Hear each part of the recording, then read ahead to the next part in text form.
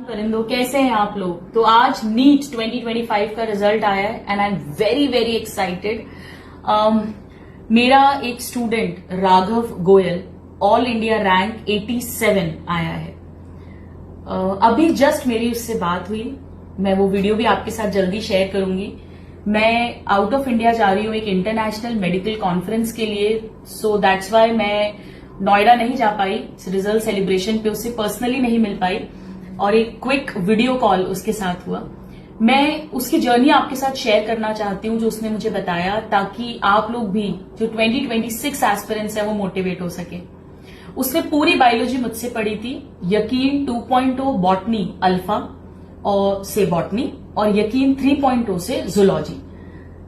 वो 12th class के साथ सिलेक्ट हुआ है और फिर भी उसने यकीन बैच चूज किया था, यानी ड्रॉपर बैच से पढ़ा था, ताकि टाइमली सिलेबस कंप्लीट हो जाए और बहुत सारा टाइम रिवीजन को मिले और प्लस 11th और 12th पूरा सिलेबस एक ही बैच से कवर हो जाए। ये बात मुझे बहुत मोटिवेटिंग लगी, क्योंकि काफी सारे 12th के स्टूडेंट्स जो वरी करते रहते हैं कैसे होगा कैसे नहीं होगा, so he is an example of it.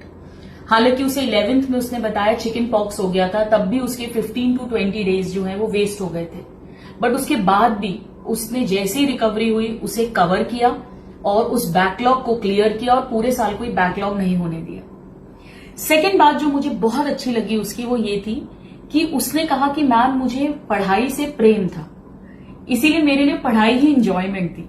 हालांकि मैं फ्री टाइम में थोड़ा सा बैडमिंटन खेल लेता था, कुछ स्पोर्ट्स खेल लेता था, लेकिन मैं पढ़ने को इंजॉय करता था और इसीलिए कभी बोझ नहीं लगा और इसीलिए कभी बैकलॉग नहीं हुआ।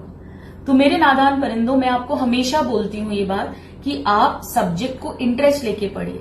जब पढ़ रहे हैं उस समय नंबर के बारे में मत सोचिए, सिलेक्शन के बारे में मत सोचिए, एक उत्साह एंथुजियाज्म से पढ़िए। आंखों में चमक होनी चाहिए कि यार ये टॉपिक ये पहले समझ नहीं आता था, आज समझ आ गया, आज इसमें कुछ सीखने को मिलेगा।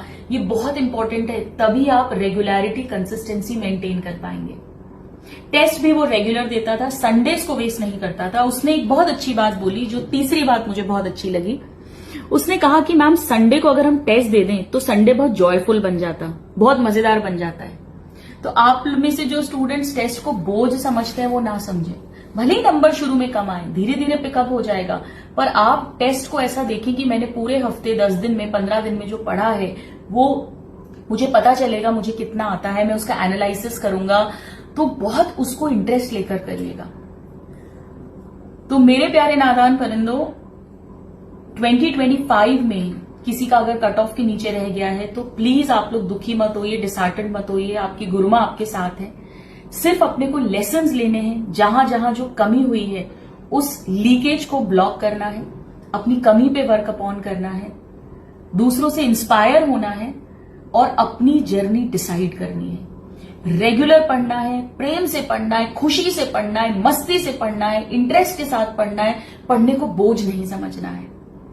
तो Raghav Goyal all India rank 87, I am so happy for him, for his family, जो अंडर 100 आया है और पूरी बायोलॉजी उसने आपकी गुरुमा से पढ़ी है। तो मेरे लिए बहुत खुशी का मोमेंट था कि इतने टफ पेपर में भी उसने इतनी अच्छी स्कोरिंग की है। बायो में उसके 330 आ रहे हैं आउट ऑफ 360, इतने लेंदी पेपर में भी।